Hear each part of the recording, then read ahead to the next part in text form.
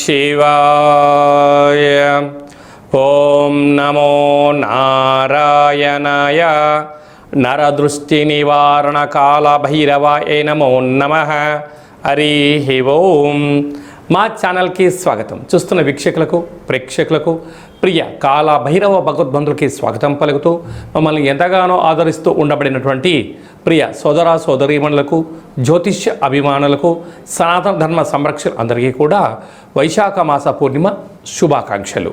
విశేషమైనటువంటి ఈ వైశాఖ మాసంలో పూర్ణిమ గగనంలో, ఆకాశంలో ఎంత వెలుగు ప్రసాదిస్తుందో, అలాగనే శ్రీ లక్ష్మీ సమేత నవనారసింహ స్వామికి ఆశీస్సులు అందరిపైన ఉండాలని, అందరినీ చల్లగా చూడాలని కోరుకుంటూ మనసారా ఆశీర్వచనం.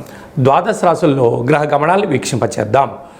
1/5/2026 నుండి 15/5/2026 వరకు ద్వాదశ రాశిలో గ్రహ గమనాలు వీక్షింపచేద్దాం. మేషరాశిలో ఏడాది తర్వాత రవి భగవానుడు సంచార స్థితి, అక్కడే బుధ సంచార స్థితి, బుధాదిత్య రాజయోగము మరియు శుక్రుడు స్వక్షత్రకారకుడు వృషభ రాశిలో, మిథున రాశిలో దేవగురు బృహస్పతి సంచార స్థితి, సింహరాశిలో కేతు సంచార స్థితి, కుంభరాశిలో రాహు సంచార స్థితి, మీనరాశిలో కుజుడు మరియు శని భగవానుడు సంచార స్థితితో ద్వాదశ రాశుల్లో గ్రహ గమనాలు ఈ విధంగా ఉన్నాయి. సింహరాశి మిత్రులారా, తస్మాత్ జాగ్రత్త. అష్టమంలో కుజశనుల కలయిక, తస్మాత్ జాగ్రత్త.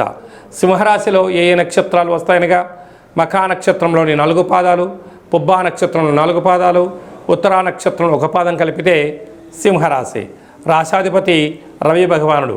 వీరికి రాశిలోనే కేతు సంచార స్థితి, సప్తమంలో రాహు, ఏడాది తర్వాత అష్టమంలో కుజశనుల కలయిక మహా అనుకూలం కానటువంటి కాలం అని చెప్పి గమనించగలగాలి. అష్టమం అనగా ఆయుస్థానము కనుక అనారోగ్యానికి గురవడం, శత్రువులు పెరగడం, చిన్న చిన్న విషయాలు చిలికి పెద్దగా అవ్వడం, మనశ్శాంతి లేకపోవడం, యంత్రాలతో ఆయుధాలతో ప్రమాదాలు పొంచి ఉన్నాయి. కనుక మీ జన్మ నక్షత్రం రోజున, ఆదివారం రోజున మరియు మంగళవారం రోజున, శనివారం రోజున ఆవేశానికి వెళ్ళొద్దు. పంతాలకు దూరంగా ఉండండి, పట్టింపులకు దూరంగా ఉండండి. మౌనమే శరణ్యంగా భావించగలగాలి. లేకపోతే ఇంట్లో, సమాజంలో, ఉద్యోగంలో ఆర్థిక ఇబ్బందులు, చెయ్యని తప్పులకు మీరు భారీ మూల్యం చెల్లించక తప్పదు. కనుక అదే కాకుండా ఏడాది తర్వాత భాగ్యస్థానంలో రవి బుధ సంచార స్థితి, బుధాదిత్య రాజయోగం చాలా మంచిదే. కానీ అక్కడ పరిస్థితుల ప్రభావం చేత ప్రభుత్వ ఉద్యోగంలో పనిచేసేటువంటి వారందరూ కూడా ఓర్పు, నేర్పు, సమయస్ఫూర్తి చాలా అవసరం. అలాగనే రాజ్యస్థానంలో శుక్ర సంచార స్థితి ఉన్నాడు కనుక ధనాన్ని అధికంగా ఖర్చు పెట్టకుండా మౌనంగా ఉంటూ సత్ప్రవర్తన చాలా అవసరం. కనుక ఇలాంటి కాల సమయంలో ఈ పూర్ణిమ తిథి యందున తెల్లటి నీటిలో ఉప్పును వేసి, అందులో కుంకుమను వేసి, చంద్రభగవాన్ని దర్శించి ఆ యొక్క తిలకాన్ని దిద్దుకోగలిగినట్లయితే విపరీతమైన గ్రహదోషం తొలగి ఐశ్వర్యం, ఆనందం సింహరాశి వారు సొంతమవుతుందని చెప్పి గమనించాలి. మనకు ఈ విధంగా వైశాఖ మాసం అంతను కూడా అద్భుతమైన ఆధ్యాత్మిక మాసము. అంటే సకల దేవతలు జన్మించినటువంటి కళ్యాణ మహోత్సవ కార్యక్రమాలను కూడా మనం చూసుకుంటూ ఉంటాం. కనుక ఈ వైశాఖ మాసంలో పూర్ణిమకు తిథి రోజు ఒక్కరోజు ముందర మనకు లక్ష్మీ నవనారసింహ స్వామి యొక్క జయంతి మహోత్సవ కార్యక్రమాలు కూడా జరుగుతున్నాయి. కనుక మనమందరము కూడా స్వామివారి కళ్యాణంలో పాల్గొన్న తదనంతరము ఈ పూర్ణిమ తిథి యందున తప్పకుండా రాత్రిపూట ఒక వెడల్పాటి పాత్రలో నీటిలో విభూదిని వేస్తే తెల్లగా కనపడుతుంది. అందులో నుంచి చంద్రుని దర్శించగలిగినట్లయితే ఆ చంద్రుని చూస్తూ మీ కోరికలు కోరుకొని ఈ యొక్క సంపూర్ణమైనటువంటి చంద్రుడి దర్శనం చేసినటువంటి ఈ యొక్క క్షీరసాగరంతో సమానమైనటువంటి ఈ యొక్క విభూది జలాలను తలపైన చల్లుకున్నట్లయితే, తదనంతరం ఒక మామిడి వృక్షానికి పోసినట్లయితే అఖండమైన అష్ట కష్టాలు తొలగిపోయి అష్టైశ్వర్య ప్రాప్తి కలుగుతుందని చెప్పి గమనించాలి. మనము ముఖ్యమైన పండగల గురించి క్లుప్తంగా, సవివరంగా, సంపూర్ణంగా తెలుసుకుందాం. 1వ తారీఖు మే నెల 2026 సంవత్సరము వైశాఖ మాస పూర్ణిమ స్వాతి నక్షత్రంతో కూడుకున్న పూర్ణిమ సందర్భంగా సంపూర్ణమైనటువంటి లక్ష్మీదేవి కటాక్షం కోసం చేసేటువంటి పూజా కార్యక్రమం ఏ పూజ చేసినా, ఎందుకనగా లక్ష్మీదేవి క్షీరసాగర మదనంలో మనకు ఉద్భవించిందని మనకు వేదాలు చెప్తున్నాయి. కనుక ఆ రోజు ఉప్పును పూజ చేసి ఆ ఉప్పును ప్రవహించే నీటిలో వేసిన, లేకుంటే ఇంట్లో నైరుతి మూలలో ఉంచినట్టయితే లక్ష్మీదేవి కటాక్షం అపారంగా కలుగుతుందని చెప్పి కూడా గమనించాలి.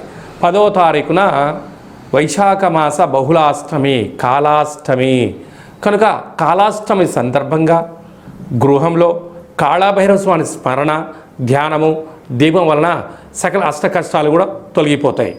12వ తారీఖున హనుమాన్ జయంతి కనుక మనకు రామతత్వానికి, భక్తి తత్వానికి హనుమంతుడు స్వామివారే కనుక ఆ రోజు హనుమంతుల స్వామివారికి తమలపాకుల పైన శ్రీరామ శ్రీరామ అని రాసి 100 ఆకుల పైన సింధూరంతో రాసి ఆయనకు మాలను సమర్పించినట్టయితే సకల భూత ప్రేత పిచాచ సకల శనిగ్రహ దోషాలు సంపూర్ణంగా తొలగిపోతాయని చెప్పి గమనించాలి.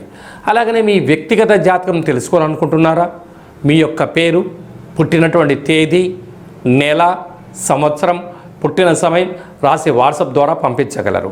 అలాగనే డేట్ ఆఫ్ బర్త్లో లేనటువంటి వారు మీ యొక్క పేరు, మీ యొక్క ఫోటోను వాట్సాప్ ద్వారా పంపించగలిగినట్లయితే గవ్వళ ద్వారా, రమణ శాస్త్రం ద్వారా, కాళభైరవ ఉపాసన చేత భూత భవిష్యత్ వర్తమానాన్ని తెలియజేయడం జరుగుతుంది. మీ డేటా బర్త్లు పంపించినట్లయితే 100 సంవత్సరాల జాతకం రాసి పంపించి మీరు పుట్టినప్పుడు గ్రహ గమనాలు ఎలా ఉన్నాయి, ప్రస్తుతం ఎలా ఉంటున్నాయి, భవిష్యత్తులో ఎలా ఉండబోతున్నాయో సవివరంగా సంపూర్ణంగా తెలియజేయడం జరుగుతుందని చెప్పి గమనించాలి. అపాయింట్మెంట్ తీసుకొని సంప్రదించగలరు. అందరికీ శుభాన్ని, జయాన్ని, ఐశ్వర్యాన్ని, ఆనందాన్ని ప్రసాదించాలని మనసారా ఆశీర్వచనం. శతమానం భవతి శతాయు పురుష సతేంద్రియ ఆయుష్యేవేంద్రియే ప్రతిష్టతి ధనం ధాన్యం బహుపుత్రలాభం శత సంవత్సరం దీర్ఘమాయు సర్వే జనా సుఖినో భవంతు లోకా సమస్తా సుఖినో భవంతు సర్వం కాళభైరవ దేవతార్పణమస్తు.